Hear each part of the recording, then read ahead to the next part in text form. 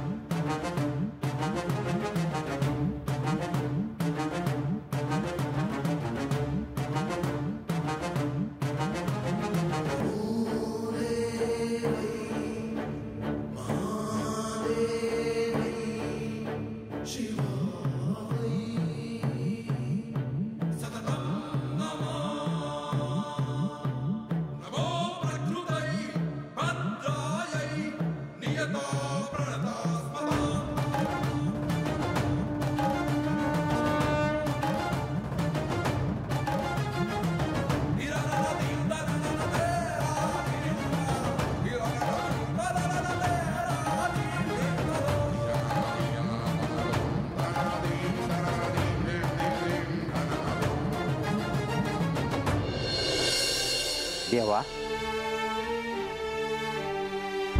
चोडप्पा, या.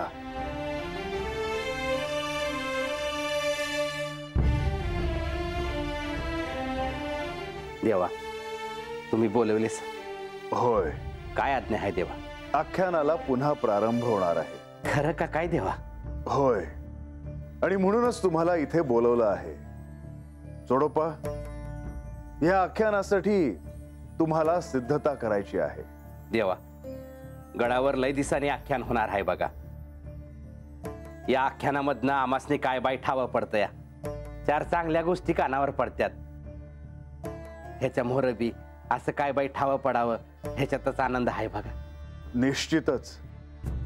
आणि ह्या आख्यानामुळे सर्वांनाच नव्याने काही ना काहीतरी ठाऊक होईल ह्यात शंका नाही. आणि देवी आणि बानाईसनी बी ते कोण आहे ते ठावं पडल नवं या आख्यानामधनं. होय चोडप्पा. देवा, मी अलगुलग जातो आणि राजवाड्यामध्ये आख्यानाची तयारी करतो बघा. येतो मी.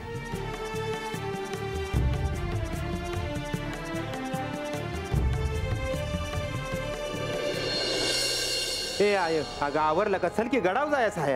आता माझं काय आवरायचंय? अरे तुझी बायको कुठे आहे बघ? सकाळ धरणं दिसलीच नाही ती. कुठे? गंगे, ए गंगे, अगं. हाय हाय, घरातच हाय. वरडू नका सकाळ सकाळ. माझा पोरगा आता काम करतो या, कष्ट करतो या, आणि तुला त्याच्याशी धड बोलता येईना वय ग? काम करतात हे. अजून काही दिवस जाऊ द्या, मग बघू. काम सुरू राहिलं तरी लय झालं. ए हिला काय ठाव आहे? गडाव आपल्याला लय मान आहे. गेल्यावर कळलंच की.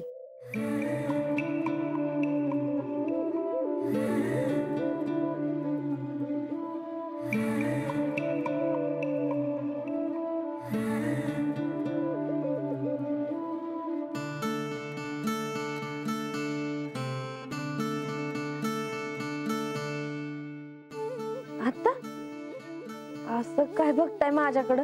दिष्ट काढाय पाहिजे बानुताई तुमची. चल ग, तुझं आपलं काहीतरीच असतंय.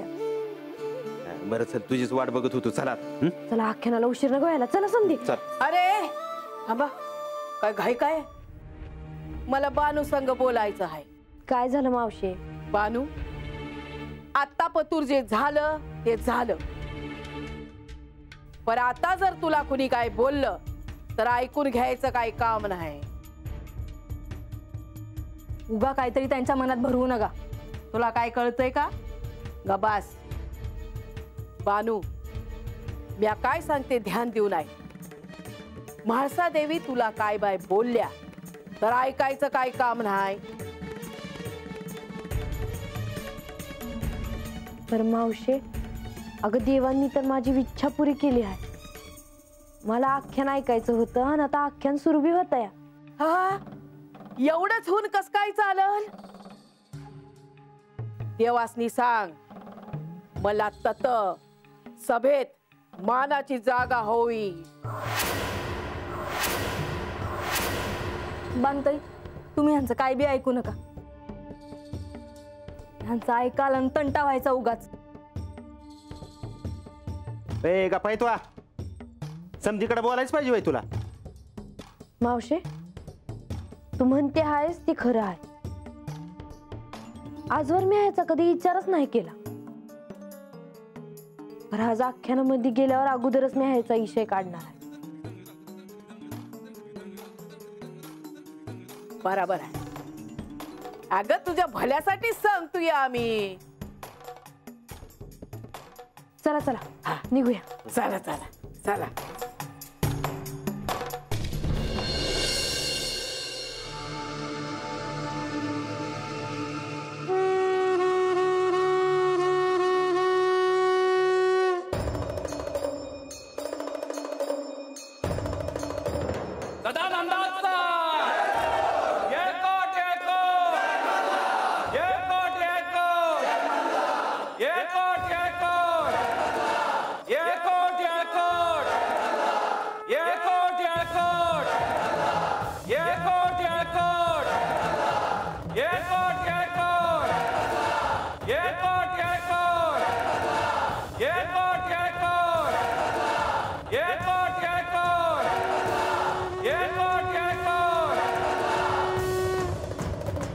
लक्ष्मी देवी, तुम्ही माझी अवस्था समजू शकता. याआधी मी राजसभेत आले आहे आणि आजही मी राजसभेत आले आहे, पण हे दोन्ही वेगळे अनुभव आहेत.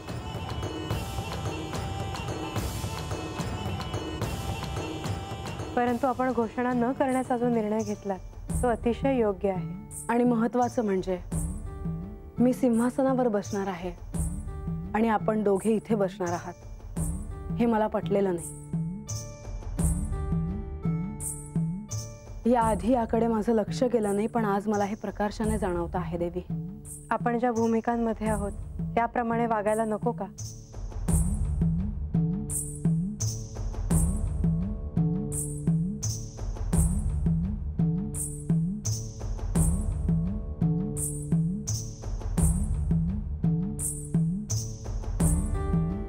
बंधो, तुमच्या सोबतही माझ्या त्याच भावना आहेत.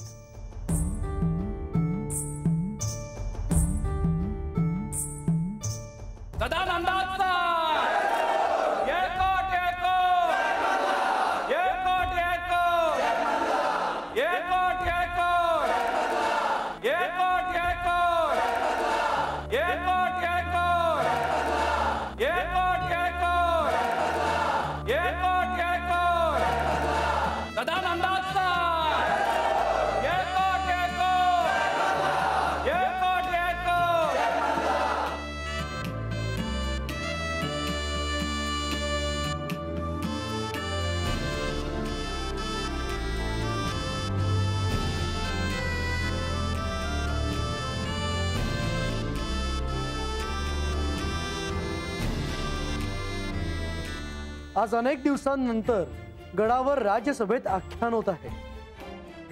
आतापर्यंत जे आख्यान झालं ते आणि आज जे आख्यान होणार आहे ते यात खूप अंतर आहे. आज आपण श्री पार्वती देवींच्या गतजन्माची कथा श्रवण करणार आहोत. ही कथा आज इथे होण्याला विशेष अर्थ आहे.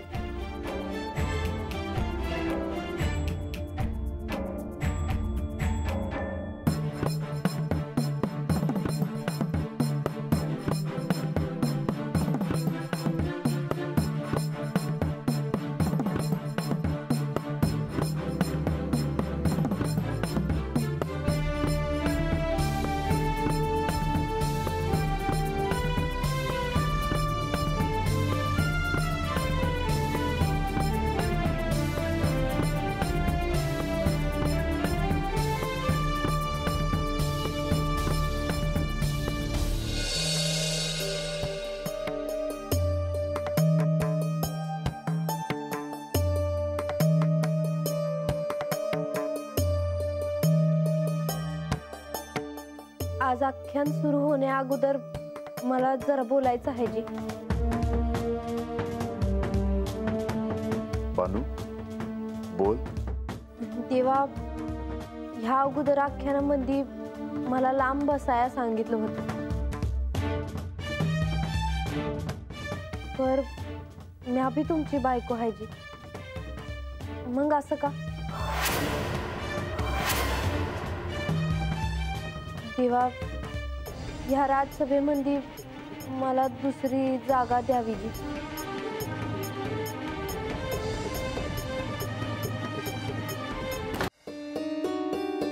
बानू, तुझे स्थान माझ्या हृदयात आहे, पण तुझ्या ते स्मरणात नाही.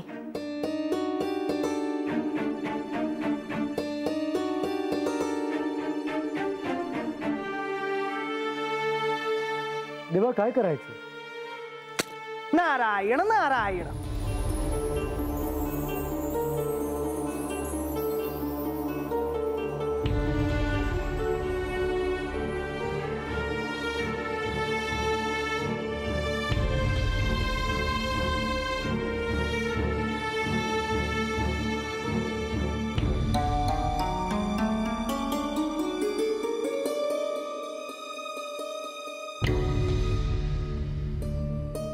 काय झाले?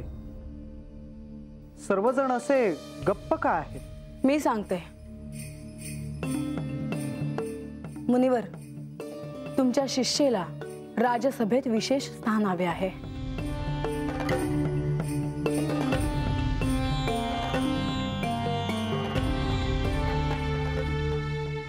नारायण नारायण. महाराज, माझं काही चुकतं आहे का जी? म्या समध्यांपासून असं लांब कशापायी बसू? हो, म्हणजे तुझे चुकले असे काही नाही. श्री खंडेराय, श्री म्हाळसा देवी, आपण निर्णय घ्यावा म्हणजे पुढील आख्यानाला सुरुवात करता येईल. म्हाळसा, आजवर बानूला आपण जे स्थान दिलं ते स्थान तिने स्वीकारले आहे. तेव्हा आता मात्र तिची इच्छा आपल्याला पूर्ण करायला हवी. नाही, आज राजसभेत आख्यान आहे. आज कोणतेही कामकाज होणार नाही. बानू, तुला जे स्थान दिले आहे तेच तुझ्यासाठी योग्य आहे. या राजसभेत जे मानाचे स्थान आहे ते तुझ्यासाठी नाही.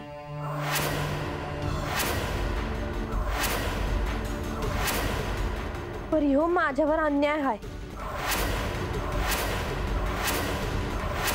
तुला जे स्थान हवे आहे ते स्थान मिळेल. नाही, हा माझा निर्णय आहे आणि याबद्दल आपलं बोलणं झालं आहे. माझ्या निर्णयात आपण हस्तक्षेप करू नये ही माझी विनंती आहे.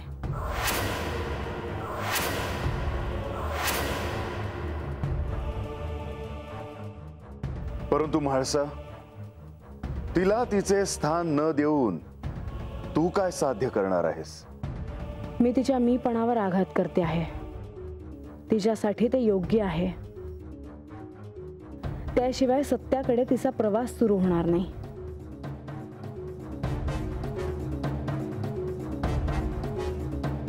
बानू, आज इथे आख्यान होत आहे. हे तुझ्या इच्छेप्रमाणेच घडतं आहे. मग झालं तर. आता तू ह्या आख्यानात लक्ष दे. मी सांगते म्हणून. जी, तुम्ही सांगत हायसा तर मी ऐकल जी.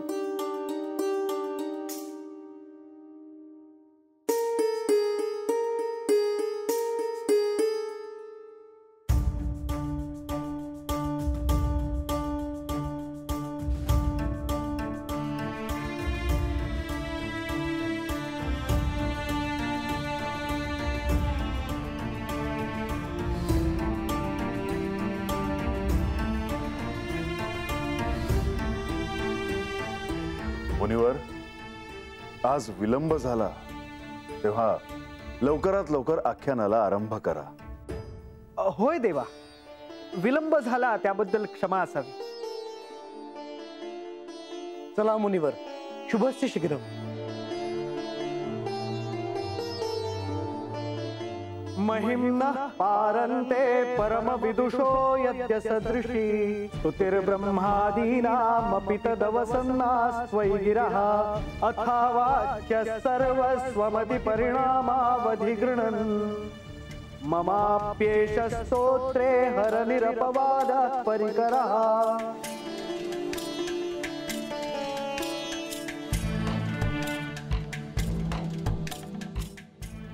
नारायण नारायण. आज खऱ्या अर्थाने या आख्यानाचा उत्तरार्ध सुरू होत आहे. आज या आख्यानात श्री महादेव आणि श्री सतीदेवी यांच्या कथेला मी प्रारंभ करत आहे. खरं तर या कथेला आधीच सुरुवात झाली आहे. ती कशी? श्री खंडेरायांनी बानूला भगवतीची कथा सांगत असतानाच त्याचा प्रारंभ झाला आहे.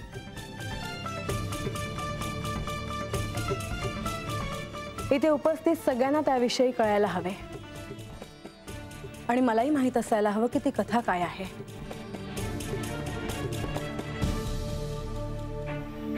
ती कथा नेमकी काय आहे हे मी बानूलाच सांगायला सांगतो. ती कथा तिने आत्मसात केली आहे का, त्यावर चिंतन केले आहे का, हेही त्या निमित्ताने कळेल.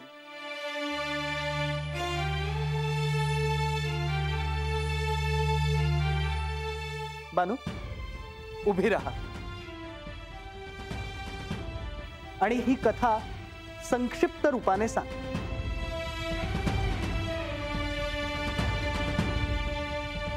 मला देवांनी जशी कथा सांगितली आहे तसं मी आज सांगून बघते जी.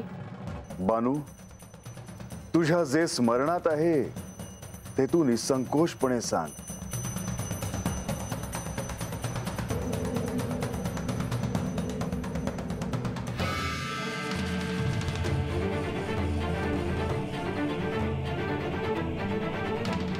आठवतं आहे की विसरलीस?